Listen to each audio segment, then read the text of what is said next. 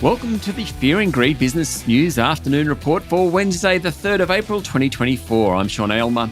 Every afternoon, we've got the 5 stories that happened today that you need to know about. Story number 1, the S&P ASX 200 closed down 1.3% today to 7,783 points, with 9 of the 11 sectors on the index finishing lower.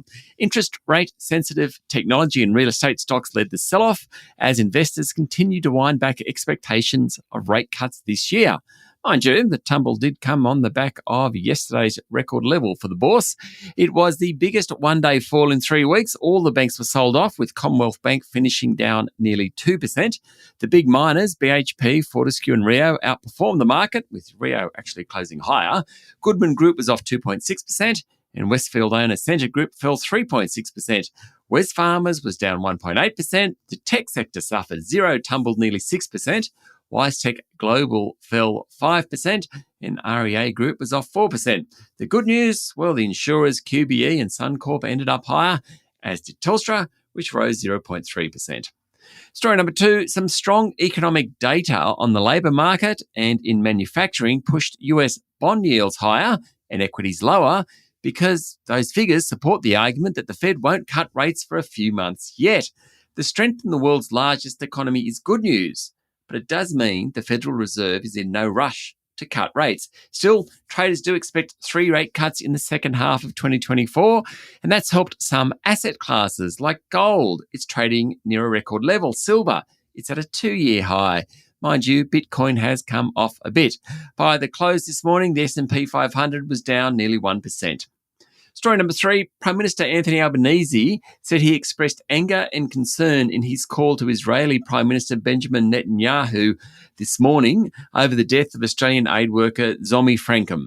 Ms. Frankham was one of 7 aid workers with World Central Kitchen who were killed in an Israeli airstrike in the Gaza Strip yesterday. Mr. Albanese said her death was completely unacceptable, and he's emphasised to his Israeli counterpart the need for full accountability and transparency. The Israeli Prime Minister said the killings were unintentional and that Israel would do everything that it can to ensure it doesn't happen again. Story number 4, Opposition Leader Peter Dutton has attempted to frame the Liberals as the party of the worker, as well as of small and family businesses, in a speech to the Small Business Peak Body. In an address today to the Council of Small Business Organisations Australia, the opposition leader said a coalition government would unpick Labor's industrial relations reforms and accused Labor of abandoning small business owners and workers to lock in the interests of, and I quote, inner city elites, big business, union bosses, industry super funds, and woke advocates. He pushed a back-to-basics economic agenda to rein in inflation spending, lower taxes, and boost productivity.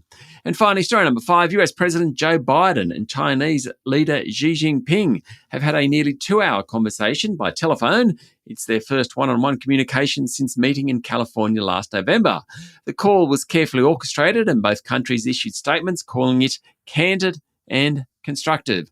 The 2 leaders discussed artificial intelligence, military cooperation, climate change, and efforts to fight drug trafficking.